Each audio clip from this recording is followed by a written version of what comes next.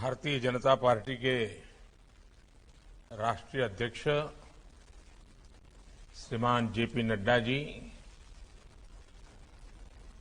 Party के सभी वरिष्ठ पदाधिकारीगण, गुजरात के लोकप्रिय मुख्यमंत्री श्रीमान भूपेंद्र भाई पटेल, संसद में मेरे साथी भाई टी.आर. पाटिल, देश भर से आए भारतीय जनता पार्टी के सभी महापौर, उपमहापौर, अन्य सभी महानुभाव, देवी और सज्जनों,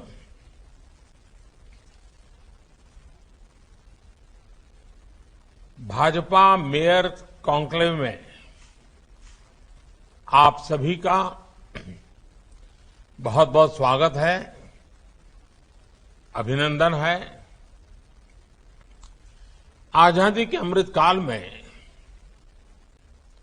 अगले 25 वर्ष के लिए भारत के शहरी विकास का एक रोडमैप बनाने में भी इस सम्मेलन की बड़ी भूमिका है। मैं भारतीय जनता पार्टी के हमारे राष्ट्रीय अध्यक्ष श्रीमान नड्डा जी को और उनकी पूरी टीम को इस कार्यक्रम की कल्पना करने के लिए, इस कार्यक्रम की योजना बनाने के लिए हृदय से बहुत बहुत बधाई देता हूं, क्योंकि अपने आप में सामान्य नागरिक का संबंध अगर सरकार नाम की किसी व्यवस्था से सबसे पहले आता है तो पंचायत से आता है, नगर पंचायत से आता है, नगर पालिका से आता है, महानगर पालिका से आता है। सामान्य मानवीय का जीवन का रोजमर्रा का संबंध आप ही के लोगों के जिम्मे है और इसलिए इस प्रकार के विचार विमर्श का महत्व बहुत बढ़ जाता है। हमारे देश के नागरिकों ने बहुत लंबे अरसे से शहरों के विकास को लेकर भाजपा पर जो विश्वास रखा है, उसे निरंतर बनाए रखना, उसे बढ़ाना हम सभी का दायित्व है।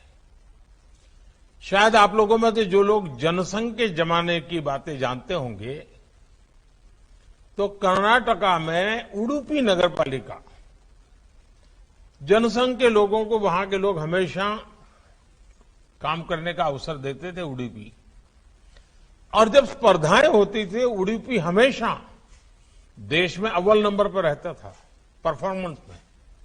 मैं ये जनसंघ के कालखंड की बात कर रहा हूं। यानी तब से लेकर अब तक सामान्य मानवी के मन में एक विश्वास पैदा हुआ है कि अगर ये व्यवस्थाएं भाजपा के कार्यकर्ताओं के हाथ आती हैं तो वो जी जान से जो भी सीमित संसाधन हो उसको लेकर के लोगों के जीवन में कठिनाइयां दूर हो, सुविधाएं उपलब्ध हो और विकास प्लान वे में हो, हैफाजेड ना हो। साथियों, आज आप सभी जिस अहमदाबाद शहर में हैं, उसकी अपनी बहुत बड़ी प्रासंगिकता है। सरदार वल्लभ भाई पटेल कभी अहमदाबाद म्यूनिसिपैलिटी पार्टी में चुने हुए सदस्य हुआ करते थे, कभी मेयर के रूप में भी अहमदाबाद का नेतृत्व उन्होंने किया था और यहीं से उनकी जो शुरुआत हुई देश के उप प्रधानमंत्री पद तक पहुंचे। सरदार साहब ने दशकों पहले म्युनिसिपैलिटी में जो काम किए उसे आज भी बहुत सम्मान से याद किया जाता है। आपको भी अपने शहरों को उस स्तर पर ले जाना है कि आने वाली पीढ़ियां आपको याद करके कहें कि हां, हमारे शहर में एक मेयर हुआ करते थे, तब ये काम हुआ था। हमारे शहर में भाजपा का बोर्ड चुन करके आया था, तब ये काम आया था। भाजपा के लोग जब यहां सत्ता में आए थे, तब इतना बड़ा परिवर्तन आया था। ये लोक मानस में स्थिर होना चाहिए। साथियों, सबका साथ, सबका विकास, सबका विश्वास और सबसे महत्वपूर्ण बात है सबका प्रयास। ये जो वैचारिक परिपाटी भाजपा ने अपनाई है, वही हमारे शासन के, गवर्नेंस के मॉडल के, डेवलपमेंट के मॉडल के, हमारे शहरी विकास में भी वो झलकती है। यही हमारे गवर्नेंस मॉडल को दूसरों से अलग करता है। जब विकास मानव केंद्रित होता है, जब जीवन को आसान बनाना, ईज ऑफ लिविंग सबसे बड़ी प्राथमिकता होती है, तो सार्थक परिणाम जरूर मिलते हैं। आप सभी इस समय गुजरात में हैं। मैंने भी वहां कई वर्षों तक वहां की जनता की सेवा करने का मुझे मौका मिला। वहां पर से मुझे एमएलए बनने का मौका मिला। बाद में लोगों ने मुझे मुख्यमंत्री का भी काम दिया। और जब मेरा लंबा कालखंड गुजरात में गया है और आप सब आज गुजरात में हैं, तो मैं स्वाभाविक कुछ बातें जो उदाहरण दूंगा, उसमें थोड़ी गुजरात की चर्चा रहेगी। अब जैसे अर्बन ट्रांसपोर्ट की बात करें, तो गुजरात ही था जिसने बीआरटी जैसा प्रयोग सबसे पहले प्रारंभ किया था। आज देश के शहरों में ऐप बेस्ड कैब्स, यानी आप ऐप के द्वारा टैक्सी मंगवाते हैं, तुरंत मिल जाती है। ये बात आज हिंदुस्तान के में कॉमन हो गई है।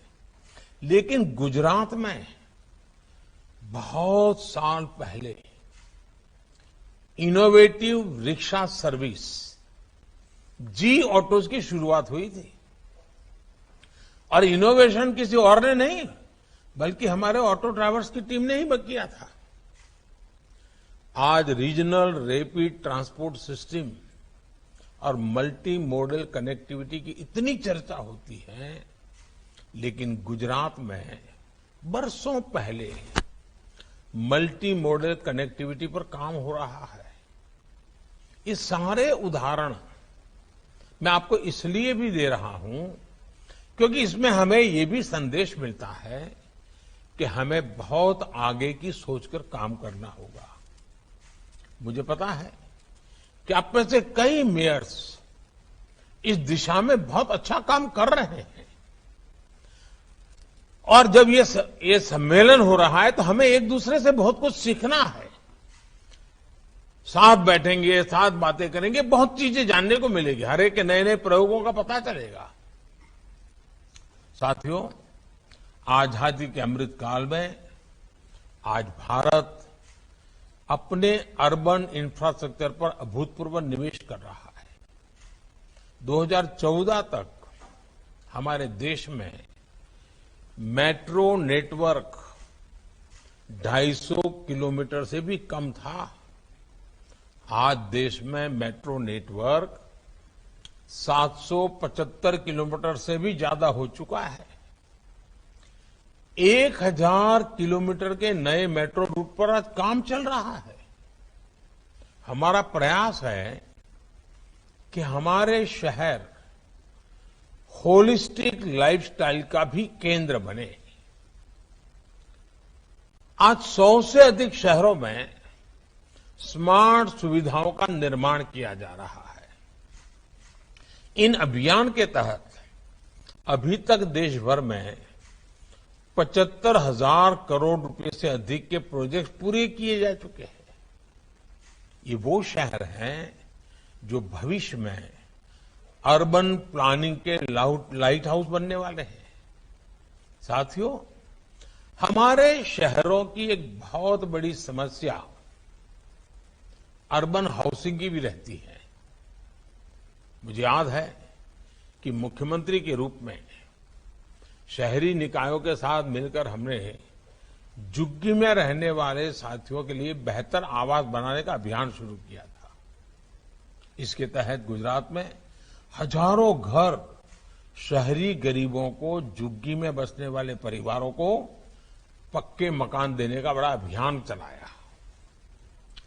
इसी भाव के साथ प्रधानमंत्री आवास योजना शहरी, इसके तहत भी पूरे देश में करीब 1.25 करोड़ घर स्वीकृत किए गए हैं।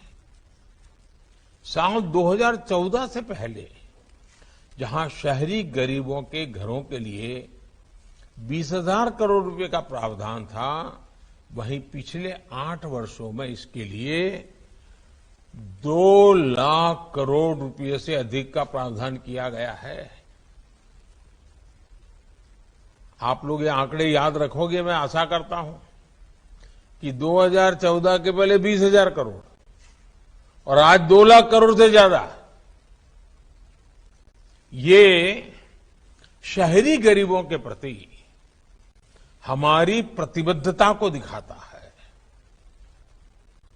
लेकिन ये हमारा दायित्व बनता है, जब सबका प्रयास, सबका विश्वास, ये कहते हैं, क्या इन लाभार्थियों के बीच जाके हम बैठते हैं, जो झुग्गी झोपड़ी में है, जिनको घर आगे चल के इनको कभी जाकर के विश्वास देते हैं क्या?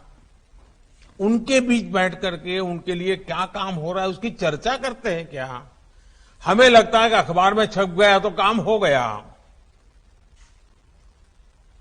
जितना ज्यादा गरीबों के बीच में जाकर के काम करेंगे, उनको जो लाभ मिलेगा, उस लाभ का वो समाज में सवाया करके वापस करेगा। गरीब का यह स्वभाव रहता है। साथियों, शहरों में रोजी रोटी के लिए जो साथी अस्थायी रूप में आते हैं, टेम्परेरी आते हैं, उनको भी उचित किराए पर घर मिले, इसके लिए भी बड़े स्तर पर काम चल रहा है। इस मेयर्स कॉन्क्लेव में आप सभी से मेरा आग्रह है कि अपने अपने शहरों में इस अभियान को गति दें, इससे जुड़े कार्य तेजी से पूरे कराएं और क्वालिटी में कॉम्प्रोमाइज मत होने देना।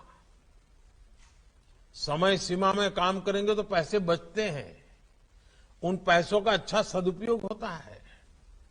साथियों, शहरी गरीबों के साथ साथ जो हमारा मध्यम वर्ग है, उनके घर के सपने को पूरा करने के लिए भी सरकार ने हजारों करोड़ रुपए की मदद की है। हमने रेरा जैसे कानून बनाकर लोगों के हित सुरक्षित किए हैं, खास करके मध्यम वर्गीय परिवार। किसी स्कीम में पैसा डाल देता था, स्कीम पूरी नहीं होती थी। जिस काम का पहले नक्शा दिखाया जाता था, पैम्फलेट दिखाया जाता था, जब मकान बनता था तब दूसरा हो जाता था, साइज छोटी हो जाती थी, कमरा बदल जाता था। रेरा के कारण अब उसको ये अधिकार मिला है कि उसके जो निर्णय हुआ है वो चीज उसको मिलनी चाहिए। भाजपा के मेयर्स के रूप में, शहरों के मुखिया के रूप में रियल एस्टेट सेक्टर को बेहतर और ट्रांसपेरेंट बनाने का आपका दायित्व ज्यादा है। सुरक्षा के लिहाज से शहरों में बिल्डिंग का बेहतर और ट्रांसपेरेंट ऑडिट हो, ये बहुत आवश्यक है। पुरानी बिल्डिंगों का गिरना और बिल्डिंगों में आग लगना, ये चिंता का विषय होता है। अगर हम नियम कायदों का पालन करें, उसका आग्रही बने, उसको सुनिश्चित करना हमारी प्राथमिकता होनी चाहिए। साथियों, मैं आपको एक और बात बताना चाहूंगा। चुने हुए जनप्रतिनिधियों की सोच सिर्फ चुनाव को ध्यान में रखते हुए सीमित नहीं होनी चाहिए। चुनाव केंद्रित सोच से हम शहर का भला नहीं कर सकते हैं।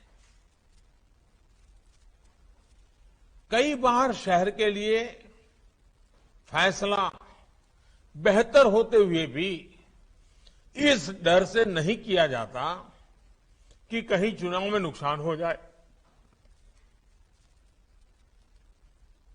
अब मुझे याद है, मैं जब गुजरात में था तो 2005 में हमने अर्बन डेवलपमेंट ईयर मनाने का कार्यक्रम बनाया और करीब 100-150 ऐसे पॉइंट निकाले जिसके आधार पर शहर में चौराहे की चिंता करना, एंक्रोचमेंट को हटाना, सफाई की चिंता करना, बिजली के तार पुराने हैं तो बताना, बहुत सारे पैरामीटर्स थे।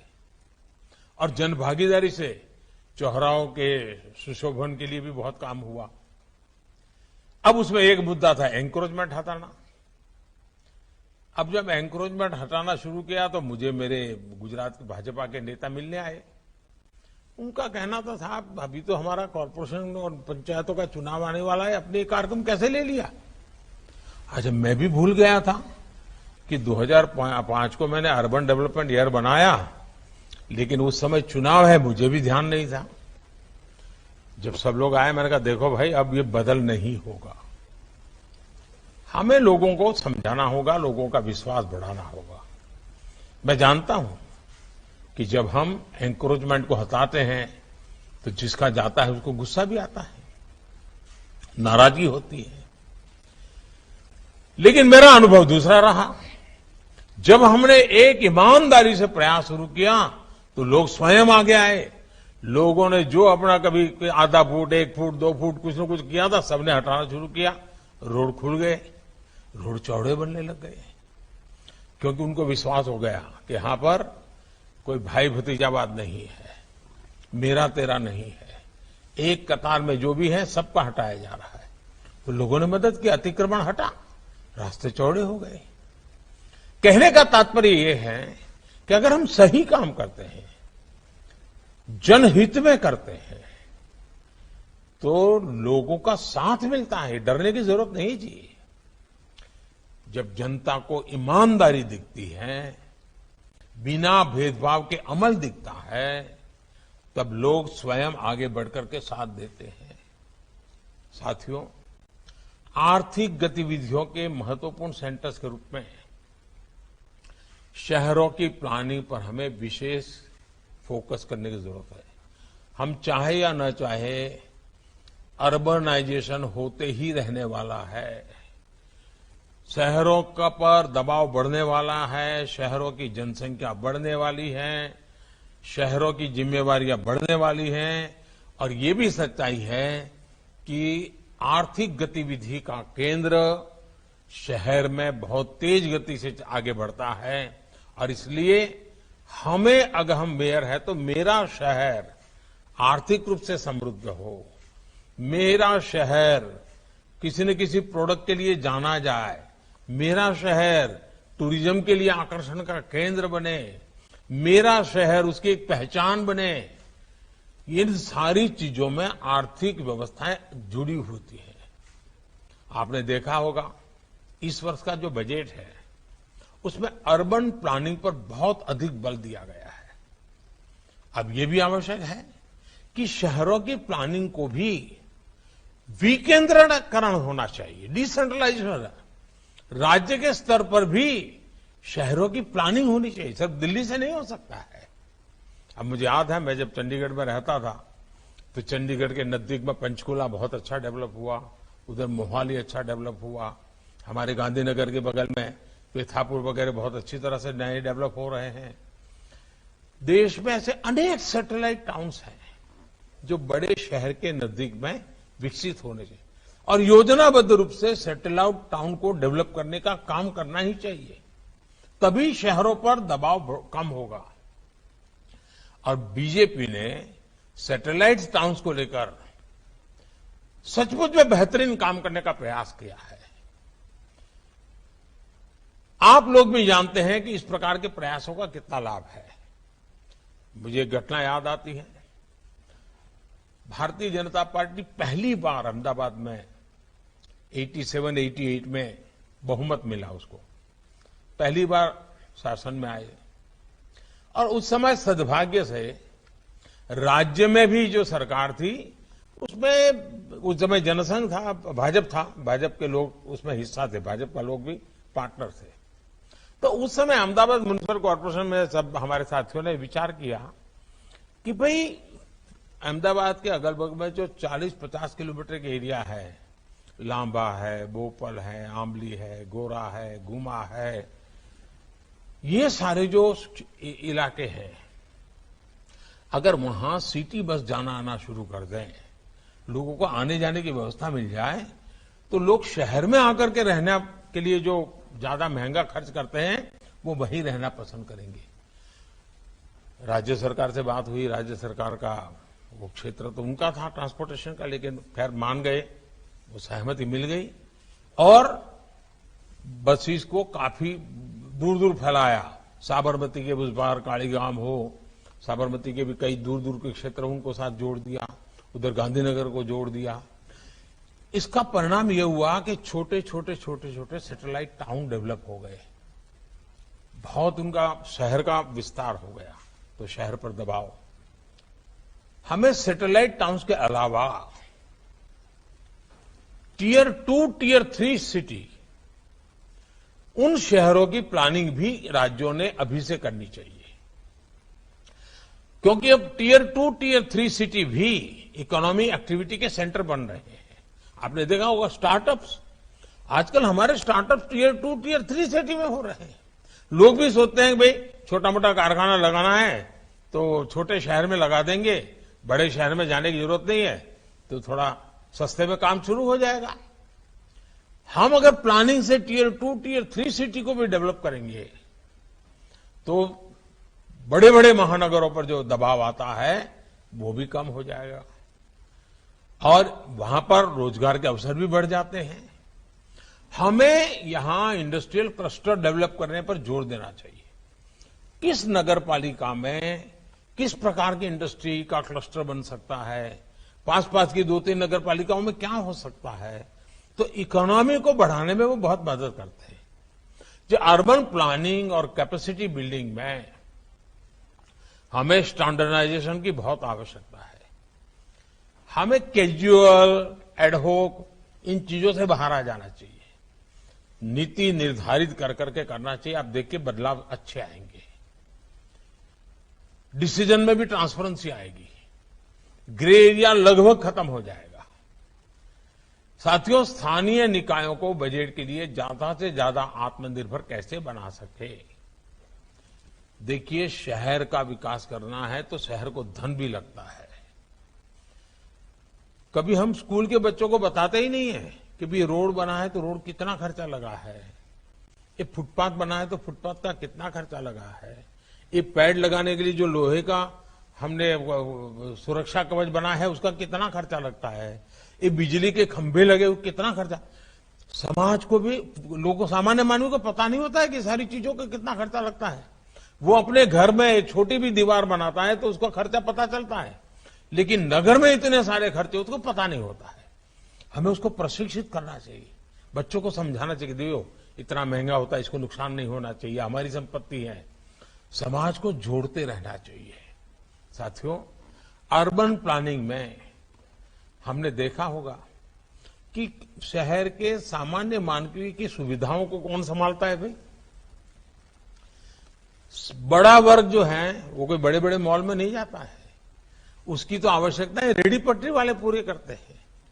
रेहड़ी पटरी वाले जो होते हैं, ठेले वाले लोग होते हैं, जो मोहल्ले में आके सब्जी बेचते हैं, अखबार वाले आते हैं, कपड़ा बेचने वाले आते हैं, कभी फुटपाथ पर बैठे हुए लोग, वे भी इकोनॉमी का एक बहुत बड़ा ड्राइविंग फोर्स होते हैं और सामान्य मानवीय की सेवा बहुत करते हैं। क्या हमारे पास उनकी योजना है क्या? अब देखिए, स्वामित्व योजना, पीएम स्वनिधि योजना चल रही है। मैं आप सभी मेयरों से आग्रह करूंगा कि आपके महानगर में एक भी रेहड़ी पट्टी वाला ऐसा न हो कि जिसका रजिस्ट्री न हुई हो, पीएम स्वनिधि से बैंक से उसको पैसा न मिला हो और उसकी ट्रेनिंग न हुई हो कि मोबाइल फोन से डिजिटल वो कैसे लेन देन करे। वो सब्जी बेचेगा, दूध बेचेगा तो भी डिजिटली पैसा लेगा, वो देगा। वो थोक में सब्जी खरीदने जाएगा तो भी डिजिटली पेमेंट करेगा। अगर वो ये करता है तो उसके ब्याज में धीरे धीरे कटौती की जाती है। इतना ही नहीं, उसे कुछ इनाम भी दिया जाता है। आप बताइए, रेहड़ी पटरी वाले प्राइवेट में जो महंगे ब्याज से पैसे लाते हैं उनको कितनी मुक्ति मिल जाएगी। और मैं तो ये भी कहूंगा कि साल में एक बार इन रेहड़ी पटरी वालों का परिवार के साथ सम्मेलन करना चाहिए। उनके बच्चों में जो टैलेंट हो उनको इनाम देना चाहिए। उन बच्चों के द्वारा गीत संगीत के कार्यक्रम करने चाहिए। ये एक बहुत बड़ी ताकत होते हैं जी। मैं तो चाहूंगा जितने मेयर बैठे हैं उसको करें, ताकि उनको भी लगेगा वो महानगर की सेवा कर रहे हैं, वो जनता का भला करने के लिए काम कर रहे हैं। देखिए, आज करीब 35 लाख ऐसे हमारे रेहड़ी पटरी वाले साथी हैं जिनको बैंक से पैसा मिला है। और मैंने देखा है कि वो समय के पहले वापस भी देते हैं और नया ऋण भी ले लेते हैं। साथियों, ये सिर्फ वन टाइम कर देने की है, ये लगातार उसका व्यापार चलेगा बैंकों के साथ। और डिजिटल पेमेंट से उसको बहुत लाभ मिलेगा, उससे गति मिलेगी। देखिए, पीएम स्वनिधि का आप अपने शहरों में व्यापक विस्तार करें और इनको होने वाली परेशानियों को कैसे आप कम कर सकते हैं, उनको ट्रेनिंग करो। आप उनके साथ बैठिए और उसमें आपकी ताकत बढ़ेगी। आप जरा उनसे बात करके देखो। साथियों, शहरों की समस्याओं को सुलझाने के लिए ये भी आवश्यक है कि हमें हमारी आदतें बदलनी पड़ती है। नागरिकों के बिहेवियर में चेंज लाना पड़ता है। वरना हमने तो देखा है लोगों का स्वभाव कैसा होता है। कुछ लोग जल्दी उठ जाते हैं। क्यों? तो अपने घर का कचरा साफ करके बगल वाले के घर के सामने डाल देते हैं। फिर बगल वाला जब कूड़ा कचरा साफ करता है तो वो उठा करके इस घर के सामने डाल देता है। अब ये आदत कौन बदलेगा जी? हमने नागरिकों के स्वभाव को बदलना होगा। बिजली बचाने की आदत डालनी पड़ेगी, पानी बचाने की आदत डालनी पड़ेगी, समय पर टैक्स भरने की आदत डालनी पड़ेगी, गंदगी न करने की आदत डालनी पड़ेगी, स्वच्छता और सुशोभन का आग्रह करने की आदत डालनी पड़ेगी। इसके लिए मेहनत करनी पड़ती है भाई। और आप वहां के काउंसिलर, वहां के मेयर ये काम बहुत आसानी से कर सकते हैं। और इसके लिए हमें भिन्न भिन्न प्रकार के कार्यक्रम करने चाहिए। निबंध स्पर्धा हो, रंगोली स्पर्धा हो, बच्चों की रैलियां हो, कविताओं का सम्मेलन हो, स्वच्छता पर कविताएं हो। ऐसे भांति भांति के जन जागरण के कार्यक्रम करने चाहिए। दीवारों पर अच्छी तरह से उसको लिखा, अब जैसे बगीचे होते हैं। मुझे बताइए, बगीचों को संभालने का जवाब गांव के नागरिकों का है कि नहीं है? क्योंकि हमने तो तय किया नहीं, म्युनिसिपैलिटी के 2 आदमी होंगे, वो समझी नहीं। हमें जो लोग डेली बगीचे में आते हैं उनकी एक कमेटी बना देनी चाहिए। और हम ये भी कर सकते हैं कि भाई वहां एक टेम्पररी ऐसे बोर्ड लगाने की व्यवस्था की हो है कि भाई उस इलाके के जो बच्चे अच्छे ड्राइंग बनाएंगे तो चलो भाई शनिवार शाम को 6 से 7 यहां पर उनके ड्राइंग डिस्प्ले करेंगे। कोई अच्छे कविताएं लिखते हैं तो चलो भाई रविवार शाम को यहां पर कविता का पाठ बगीचे के अंदर सब नौजवानों को बुला करके करेंगे। हमारे बगीचों को जिंदा बना देना चाहिए, हमारे शहर की आत्मा के रूप में जागृत बना देना चाहिए। तो बगीचा भी अच्छा रहेगा, सरकारी खर्चे की जरूरत है, वही अपना संभालेंगे बगीचा। वही सोचेंगे भाई ये तो हमारी जगह है, इसमें हम गंदगी नहीं होने देंगे, पेड़ पौधे को टूटने नहीं देंगे। हमें नेतृत्व देना होगा। सब काम पैसों से होता है ऐसा नहीं है जी। अधिकतम काम जन सामान्य के समर्थन से होते हैं। और ये चुने हुए जनप्रतिनिधि जितना ध्यान देते हैं उतना परिणाम मिलता है। और हमने तो देखा है स्वच्छता के विषय को देश ने उठा लिया। पूरे देश के हर घर के अंदर छोटा बच्चा भी स्वच्छता की बात करने लग गया। हमारे शहर में भी कूड़ा कचरा गीला कचरा को कहाँ होगा, सूखा कचरा कहाँ होगा, उसको उठाने की व्यवस्था होगी। हम जितनी ज्यादा लोगों की आदतें बदलने के लिए आग्रही बनेंगे, मुझे पूरा विश्वास है कि हमारी व्यवस्थाएं विकसित हो रही हैं, उनका ज्यादा से ज्यादा लाभ हमारे नागरिकों को मिलता रहता है। हमें ये सारी चीजों को ध्यान रखते हुए आगे बढ़ना है, उसका आगे चल के काम में उपयोग हो गया। अब मैं एक बात बता दूं, हम देखते हैं कि सरकार की तरफ से सीसीटीवी कैमरा रखते हैं, जाता तो होम मिनिस्ट्री लगाती है, पुलिस के लोग करते हैं। लेकिन क्या ये सीसीटीवी कैमरा हम नागरिकों को, सरकारी दफ्तरों को कह सकते हैं कि भाई आपका प्राइवेट जो सीसीटीवी है, एक कैमरे वाले समय पर आए कि नहीं आइए वो भी सीसीटीवी से देखा जा सकता है। एक ही चीज का मल्टीपल उपयोग कैसे हो? अब आपने देखा कई शहरों में integrated command and control centre बन चुके हैं, उन्हें भी मल्टीपल यूटिलिटी के रूप में उपयोग किया जा सकता है। और इसके लिए हमें जुड़ना पड़ता है। हम उसके साथ इन्वॉल्व हो जाते हैं तो हम कर सकते हैं। देखिए, आप सभी जानते हैं, मान लीजिए आपका अच्छा सा मकान है, घर के पास बढ़िया महंगी गाड़ी भी खड़ी है, लेकिन अगर परिवार में ढंग से कुछ चीजें नहीं है, सब इधर उधर पड़ा हुआ है, सोफा का ठिकाना नहीं, चेयर का ठिकाना नहीं, कोई भी व्यक्ति आएगा उसके वो कार देख करके उसको अच्छा लगेगा, अंदर वो गंदा देख करके बुरा लगेगा, वो आपके घर की छवि कहां से ले जाएगा? आपने कैसा व्यवस्था रखी उस पर कर जाएगा। आपका रहन सहन कैसा है? हमारे शहर की छवि भी हम कैसे रहन सहन रखते हैं इस पर निर्भर करता है। और इसलिए हमें सौंदर्यीकरण, ब्यूटिफिकेशन, मैं तो लगातार कहता हूं हर बोर्ड में हर महीने सिटी ब्यूटी कंपटीशन होते रहना चाहिए और इनाम घोषित होना चाहिए कि इस बार चलो भाई 13 नंबर का वार्ड ब्यूटिफिकेशन में आगे आया, 20 नंबर का वार्ड आया, 25 नंबर का वार्ड आया। लगातार स्पर्धा चलनी चाहिए और नागरिकों के बीच में स्पर्धा खड़ी होनी चाहिए। सिटी ब्यूटी कंपटीशन ये शहर का स्वभाव बनना चाहिए और दुनिया में नाम तब होता है ना। और इसलिए मैं चाहता हूं कि हमें शहर को व्यवस्थित भी रखना है, शहर को सुंदर भी रखना है। उन छोटी छोटी बातों का ध्यान हमें रखना होता है।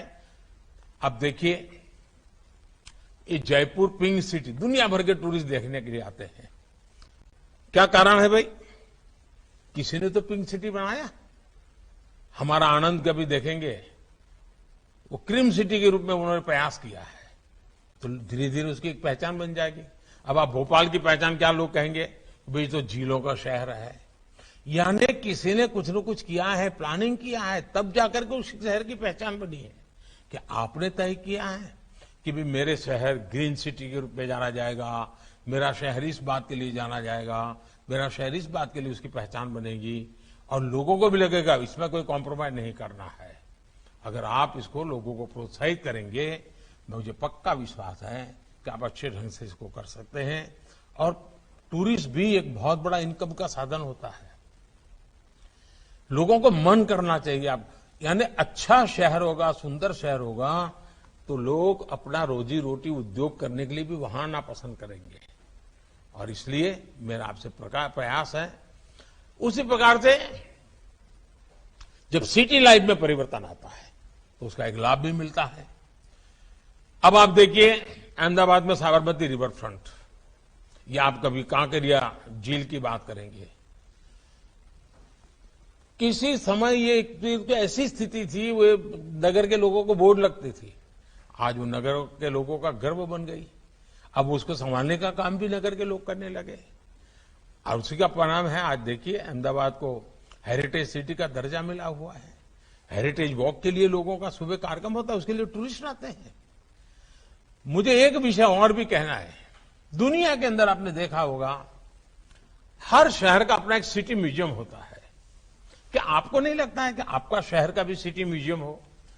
शहर का इतिहास क्या है, शहर की विशेषता क्या है, शहर में कब क्या हुआ था, बढ़िया से पुराने पुराने फोटो हो। ऐसा अगर आप करें तो मुझे बताइए कि आपके शहर को, नई पीढ़ी को, आपके शहर के बच्चों को उनको काम आएगा कि नहीं आएगा। अब देखिए, इन दिनों आजादी का अमृत महोत्सव, पॉलिटिकली सोचते तो हम क्या करते हैं, राजनीतिक लाभ गैर लाभ के लिए सोचते तो क्या करते हैं। अगर नेताओं की छवि चमकाने का कार्यक्रम करना होता तो क्या करते हैं, कोई एक बहुत बड़ा पिलर खड़ा कर देते हैं, विजय स्तंभ खड़ा कर देते हैं, कोई एक गेट बना देते हैं आजादी का अमृत महोत्सव की यादगिरी में। हमने ऐसा नहीं किया, हमने दूसरा किया। हमने क्या किया, हर जिले में 75 तालाब बनाएंगे, 75 अमृत सरोवर बनाएंगे। अब देखिए, कल्पना अपने आप में मानव जाति की कितनी बड़ी सेवा करेगी। आजादी का उत्सव भी हो जाएगा और हमारे यहां तालाब की एसेट बन जाएगी। अब हमारे यहां पुरानी वावड़ियां होती हैं, पुराने तालाब होते हैं, क्या उसकी सफाई, उसका रख रखाव हम मेयर के नाते उसके लिए चिंता करते हैं क्या? हमारा बोर्ड चिंता करता है? बहुत सारे शहर हैं, वहां से नदी गुजरती है, क्या नदी उत्सव मना करके नदी के महात्म्य को हम महत्व देते हैं क्या? हम शहर का जन्म दिवस मना करके शहर के लिए लोगों का लगाव बढ़ाते हैं क्या? जन भागीदारी विकास के लिए बहुत आवश्यक है। देखिए, हर शहर में नए नए व्यंजन होते हैं, हर शहर की अपनी विशेषता होती है। अब आप मुंबई में जाएंगे तो कहे भाई खाऊ गली जाना है, अहमदाबाद में जाएंगे तो कहे माणिक चौक जाना है, दिल्ली में जाएंगे तो कहे परोठे वाली गली में जाना है, बनारस में जाएंगे तो कहे कचौड़ी वाली गली में जाना है। यानी हर शहर में ऐसी विशेषता होती है। लेकिन क्या कभी आपने पुराने जमाने में जो चला अभी उसको हाइजीनिक दृष्टि से, हाइजीन फोकस करते हुए, वहां पर बेचने वाले लोग साफ सुथरे हैं, उनके हाथ में कुछ पहना हुआ है, हाथ नहीं लगाते हैं, पानी को हाथ नहीं लगाते हैं। अब देखिए, लोग कॉन्शियस सोसाइटी बनी है तो लोग 5 स्टार होटल में जाना पसंद नहीं करेंगे, गली में आकर के खाना पसंद करेंगे। यहां तो बहुत साफ सफाई बहुत होती है। क्या आप अपने शहर में कम से कम एक इलाका ऐसा नहीं बना सकते? पक्का बना सकते हैं दोस्तों। लोग याद करेंगे कि हाँ भाई, पहले तो यहां ऐसे ही लोग खड़े हो जाते थे, कोई पानी पूरी बेचता था, कोई पकौड़ी बेचता था, अब इतना शानदार हो गया। और जब शानदार होगा ना तो लोग 2 रुपये ज्यादा देने के लिए तैयार हो जाते हैं। सौंदर्य भी बढ़ता है, स्वास्थ्य के लिए भी लाभ होता है। ये सारी चीजें एक दूसरे से जुड़ी हुई है। देखिए, बीते 8 वर्षों में सतत प्रयासों से आज स्वच्छता को लेकर अभूतपूर्व जन जागृति हम देख रहे हैं। लेकिन उसको भी अब नेक्स्ट स्टेज पर लेना पड़ेगा, हमें नेक्स्ट जनरेशन सोचना पड़ेगा। स्वच्छता को हमें स्थिर बनाना है, स्थायी बनाना है, तो solid waste management, waste to wealth, ये हमारी व्यवस्था का, हमारी योजना का हिस्सा होना चाहिए। 2014 से पहले की तुलना में सॉलिड वेस्ट की प्रोसेसिंग कभी 18% होती थी 2014 के पहले, आज हम 75% तक पहुंचे हैं। लेकिन वहीं रुकना नहीं है जी, हमें इस अभियान को और तेज करना है। शहरों में जो कूड़े के पहाड़ हैं, उनसे मुक्ति पाने के लिए हमें अपने प्रयास बढ़ाने हैं। अब देखिए, सूरत की बात होती है, इंदौर की बात होती है, कैसे हुआ? यही किया गया। अब तो इंदौर में तो कूड़े कचरे में से उन्होंने गैस का प्लांट लगा दिया है, कमाई शुरू कर दी है। यानी एक प्रकार से उसमें तो कमाई आना शुरू हो जाती है। सामाजिक संगठन भी उसके साथ जुड़ जाते हैं। और मैं चाहूंगा कि हम इस दिशा में प्रयत्न करें। कितने ही शहरों में देखते हैं कि युवाओं ने मिलकर के छोटे छोटे संगठन बनाए, एनजीओ बनाए, वो स्वच्छता का काम करते हैं, सुशोभन का काम करते हैं। आपको भी देखना चाहिए कि आपके हर वार्ड में ऐसी युवकों की कंपटीशन हो, वो ऐसे ऊर्जावान युवा आगे आए, वे छोटी छोटी टोलियां बनाए और डेली आधा घंटा, 1 घंटा, आधा घंटा, 1 घंटा, कोई सप्ताह में 1 घंटा ऐसा दे। आदत डालनी चाहिए, आपको नेतृत्व देना चाहिए। नई पीढ़ी, नए नौजवान की पीढ़ी करने की शौकीन होती है, स्वभाव होता है, उनको अच्छा लगता है। सिर्फ उनको दिशा देने की जरूरत है। और तभी जाकर के सबका प्रयास एक विकसित शहर, विकसित भारत बनाने के लिए काम आता है। और हमें विकसित भारत बनाना है तो हम इन चीजों को, देखिए, भाजपा के मेयर का कार्य, भाजपा शासित निकायों का कामकाज अलग से अलग नजर आना चाहिए। और ये मेरी तो अपेक्षा है ही, लेकिन आपका भी संकल्प होगा, आप भी चाहते होगा। और इसलिए अब जैसे ग्लोबल वार्मिंग की चर्चाएं बहुत होती हैं, पर्यावरण की चर्चाएं होती हैं, कभी नगर पालिका के रेवेन्यू की चर्चा होती है। क्या कभी आपने साइंटिफिक तरीके से आपकी जो स्ट्रीट लाइट है उसका ऑडिट किया है क्या? एलईडी बल्ब आपकी स्ट्रीट लाइट में 100% लगा है क्या? क्या आपने तय किया कि रात को 10 बजे तक ये लाइट जरूरी है, लेकिन 10 बजे के बाद ये इलाका है 6 बजे के बजाय 2 लाइटें होगी तो चलेगा, 12 बजे के बाद इस पूरे रोड पर 1 लाइट होगी तो भी चलेगा, सुबह 5 बजे के पहले कई जगह पे लाइटें नहीं होगी तो चलेगा। साइंटिफिक तरीके से टेक्नोलॉजी की मदद से सब संभव होता है। कितनी बिजली का पैसा बचेगा, वो विकास के काम आएगा कि नहीं आएगा? पानी की मोटर, ये जो कितनी बर्बादी होती है, बचत होगी तो फायदा होगा कि नहीं होगा? और इसलिए हमें आर्थिक दृष्टि से भी और समाज हित में भी प्राकृतिक संसाधनों की रक्षा करना, ये हमारे एजेंडा में होना चाहिए। हम वेस्टफुल एक्सपेंडिचर के पक्ष में नहीं होने चाहिए। जितना ज्यादा इस प्रकार से काम होगा, आप देखिए बहुत बड़ा बदलाव आएगा। और मुझे विश्वास है कि हमारे सारे मेयर जब इकट्ठे हुए हैं, यहां से जब जाएंगे, एक नई ऊर्जा, नया विश्वास लेकर के जाएंगे, नए नए तौर तरीके सीख करके जाएंगे, एक दूसरे से बहुत कुछ सीख करके जाएंगे। और आप सभी मेयर का एक व्हाट्सएप ग्रुप बन जाएगा और हर एक मिलकर के एक दूसरे को संपर्क में रहेंगे। आपके नगर में क्या हो रहा है उसको भेजेंगे। सोशल मीडिया का एक बहुत बड़ा नेटवर्क, भाजपा के सभी मेयर का, भाजपा के सभी उप महापौर का, स्टैंडिंग कमेटी चेयरमैन का, हेल्थ कमेटी के चेयरमैन, सबका एक संगठन बनना चाहिए। संपर्क जीवंत होना चाहिए। सोशल मीडिया एक अच्छा प्लेटफॉर्म है।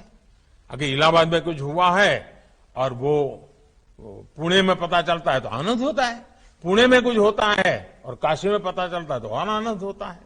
हम जितना ज्यादा हमारा संपर्क जीवंत बनाएंगे, मुझे पक्का विश्वास है कि हम सब मिलकर के देश का भी भला करेंगे, अपने शहर का भी भला करेंगे और अपने जीवन में एक संतोष की अनुभूति करेंगे। इसी एक अपेक्षा के साथ आप सबको बहुत बहुत शुभकामनाएं, बहुत बहुत धन्यवाद।